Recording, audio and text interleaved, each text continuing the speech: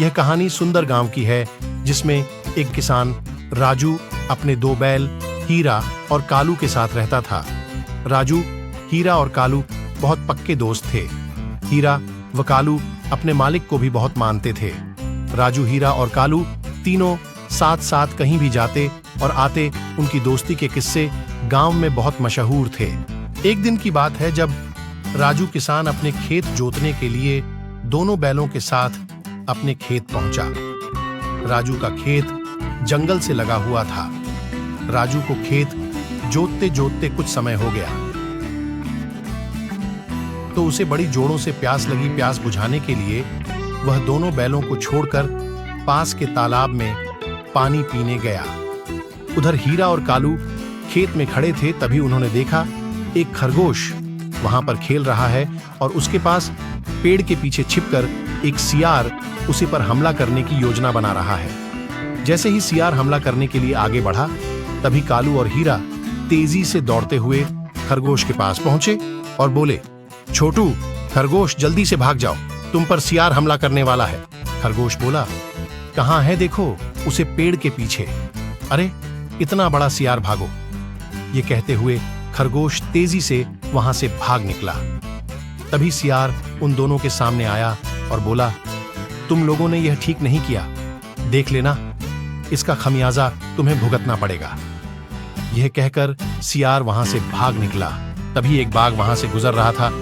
उसने देखा और बोला, अरे, वह इतने मोटे ताजे दो बैल, इनमें से एक को खत्म कर दिया तो 2 दिन के खाने का इंतजाम हो जाएगा। बाघ ने दहाड़ लगाई और दोनों की तरफ दौड़ पड़ा। कालू और हीरा ने देखा और बोला, यह बाघ अचानक कहां से आ गया, और वह दोनों डर गए और भागने लगे। लेकिन बाघ उनसे तेज भाग रहा था। कालू ने हीरा से बोल, इस तरह भागेंगे तो हम में से एक की जान जाएगी। अगर हम मिलकर सामना करें तो तुम सही कह रहे हो। अब और दोनों रुक गए और वापस बाघ की तरह पलटे। बाघ बोला, ये दोनों पागल हैं, क्या भाग ही नहीं रहे हैं? बाघ उनसे कुछ दूरी पर रुक गया और बोला, अरे भागो, मैं तुम्हारा शिकार करूंगा वरना। कालू और हीरा ने बोला, देखते हैं तुम क्या करते हो। यह कहकर दोनों एक साथ दौड़े। बाघ बोला, अरे बाप रे, ये दोनों एक साथ हमला करने वाले हैं, इनके एक ही सिंग से मेरा पेट फट जाएगा। यह कहकर बाघ वहां से भाग निकला और अब वह दोनों रुक गए। शुक्र है ऊपर वाले का कि हम बच गए, अगर भागने की कोशिश करते तो मारे जाते। अब वह दोनों खेत की तरफ चल दिए। कुछ समय बाद राजू किसान खेत पर पहुंचता है। वहां पर वह अपने हीरा और कालू को नहीं पाता है। तभी वहां से सियार गुजर रहा था। राजू ने सियार से पूछा, क्या तुमने बैलों को देखा? सियार ने बोला, हाँ, मैंने उन्हें देखा। नीली पहाड़ी पर जाते हुए 2 बैल थे। चलो, मैं तुम्हें वहां ले चलता हूं। वह धीरे धीरे राजू किसान को नीली पहाड़ी की तरफ ले चला। तभी कालू और हीरा ने देखा, यह सियार हमारे राजू को कहां ले जा रहा है। उन्होंने धीरे धीरे पीछा करने लगे। सियार ने सोचा कि मैं हीरा और कालू से बदला भी लूंगा और बाघ का विश्वास भी जीत लूंगा। राजू बोला, मैं बहुत थक गया हूं, मुझे चला भी नहीं जा रहा है। सियार बोला, बस पहुंचने वाले हैं। अब राजू और सियार धीरे धीरे पहाड़ी पर पहुंच गए। सियार राजू को एक गुफा के पास ले गया और बोला, इसी में तुम्हारे दोनों हीरा और कालू हैं। राजू बोला, ये बैल गुफा में क्या करेंगे?